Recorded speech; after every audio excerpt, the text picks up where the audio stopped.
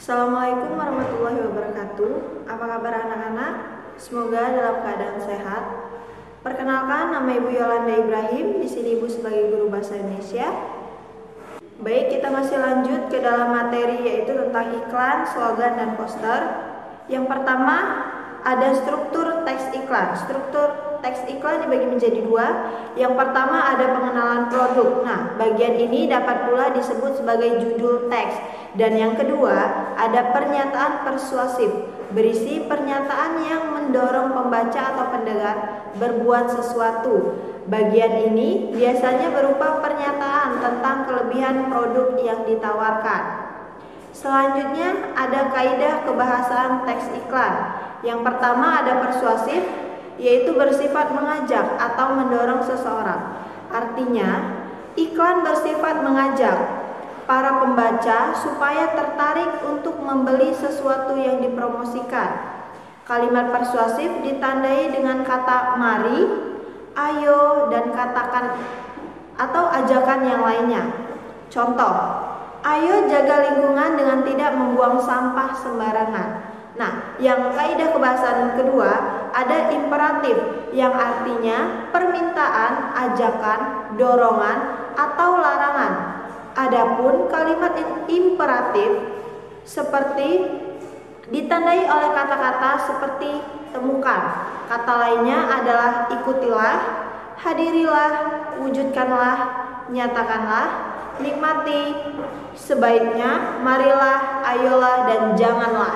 Nah, contoh kalimatnya seperti janganlah suka membedakan suku, ras, dan agama. Kaidah kebahasaan yang ketiga ada berirama atau puisi.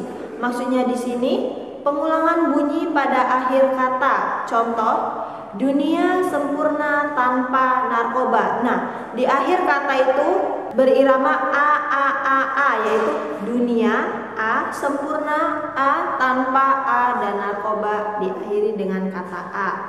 Yang keempat, kaidah kebahasaan yang berkesan positif.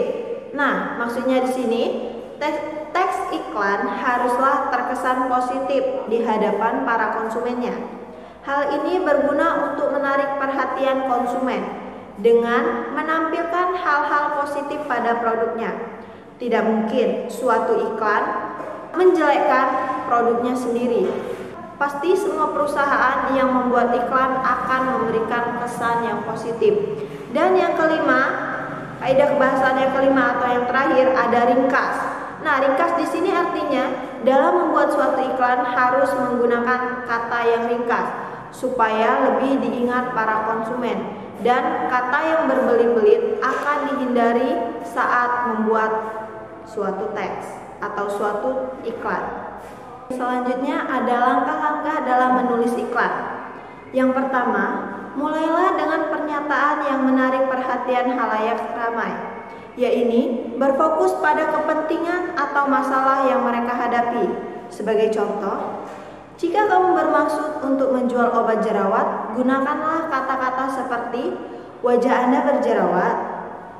Nah, yang kedua, ada menawarkan solusi. Misalnya di sini, untuk merawat jerawat, kamu dapat mengajukan kalimat tawaran. Sebagai contoh, ramuan jamu cantik mengurangi dan melenyapkan jerawat dalam 12 hari dan Anda akan kembali cantik. Itu yang dimaksud dengan menawarkan sebuah solusi. Nah, yang ketiga ada menunjukkan bukti. Nah, yang diperlukan halayak sesungguhnya adalah bukti. Dalam membuat iklan, kamu tidak boleh sekedar menyampaikan janji-janji. Agar mereka lebih yakin, tunjukkanlah bukti bahwa solusi yang kamu berikan benar dan sesuai dengan harapan mereka. Sebagai contoh, jerawat Anda akan sembuh dalam 12 hari atau uang kembali. Nah, ada 11.000 orang yang wajahnya kembali putih bersih kembali dengan menggunakan produk kami. Nah, di situ dia sudah menunjukkan bukti nyata dengan memunculkan muka-muka atau wajah seseorang yang sudah memakai produk yang dia tawarkan. Langkah membuat iklan iklan yang terakhir ada mengajukan harga. Di sini sangat penting untuk kita membuat suatu iklan. Contoh, jika kamu ingin merawat wajah Anda, pesanlah segera ramuan istimewa kamu dengan harga 250.000 untuk penawaran hari ini, dan besok harga obat jerawat itu akan kembali normal menjadi 350.000. Nah, di sini artinya dia mengajukan sebuah harga promo untuk hari ini supaya para pembeli mau membeli hari ini dengan potongan harga 100.000. Itu yang dimaksud dengan mengajukan harga. Nah, yang terakhir ada penyuntingan iklan. Perhatikan kembali iklan yang telah kamu susun, baik itu berkaitan dengan isi, struktur, maupun penggunaan bahasanya. Adakah bagian-bagian yang harus disempurnakan? Kegiatan seperti itulah yang harus dilakukan dalam proses penyuntingan. Kegiatan tersebut perlu dilakukan untuk mendapatkan karya tulis yang lebih baik.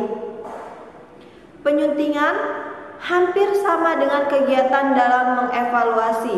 Oleh karena itu, pernyataan-pernyataan yang pernah kamu ajukan di dalam kegiatan tersebut dapat kembali kamu gunakan. Sebagai berikut, ada contoh-contoh untuk penyuntingan. Yang pertama, apakah iklan itu berstruktur dengan lengkap? Yang kedua, apakah informasi yang disampaikan mudah dipahami? Yang ketiga, apakah kata-kata ringkas dan persuasif? Yang keempat, apakah ilustrasinya memikat? Dan yang terakhir atau yang kelima, apakah iklan itu sudah sesuai produk yang dijual serta sesuai pula dengan khalayak yang Anda tuju? Baik, sekian dulu materi tentang iklan, slogan, dan poster. Semoga kalian dapat memahami tentang penjelasan yang sudah Ibu jelaskan. Sekian dulu materi untuk hari ini. Saya akhiri. Wassalamualaikum warahmatullahi wabarakatuh.